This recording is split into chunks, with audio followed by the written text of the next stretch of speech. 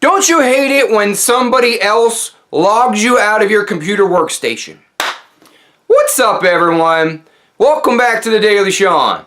For those of you who haven't been here before, my name is Sean. I do a daily video on something related to nursing. No rhyme or reason. Probably not going to change. Don't you hate it when someone else logs you out of your computer workstation? Minding your own business. You just got the height of the chair at the perfect height for your computer workstation. You know, we got to call it a workstation on wheels. You can't call it a computer on wheels because the acronym can be a tad bit offensive. So I've heard. I'm going to let you figure that one out. You got the height adjusted. You're in the middle of charting, or you're in the middle of signing an order, typing up a note, doing something that requires you to sign. Take your pick. Getting ready to sign, and all of a sudden you get pulled away for one reason that you can't explain. Now, most of the time it's an emergency because we all know you don't want to leave your workstation, you don't want to leave the computer without signing your stuff. But every so often, you get pulled away for an emergency. You know, someone might be, I don't know, coding, falls out of their bed, who knows, or you step away, you think you're stepping away for just a brief moment, just maybe 30 seconds, maybe a minute or two. I'll be right back. Nobody's around. I can step away. And you step away, and before you know it, you come back and some rude individual has not only adjusted your chair and sat in your seat, but they have effectively logged you out and are working at your workstation.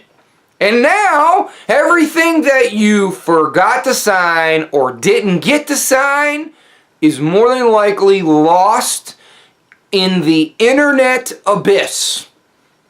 It cannot be retrieved. All of your work has been for naught, and you are going to have to start from scratch.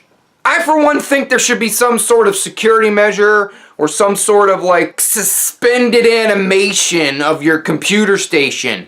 So you don't actually sign off the computer, but you lock it in some way so that no one else can sign on and bump you off. Because you haven't completely finished what you're doing. You can't completely sign everything, but you got to step away for a moment. So there's got to be a way of putting it in like suspension.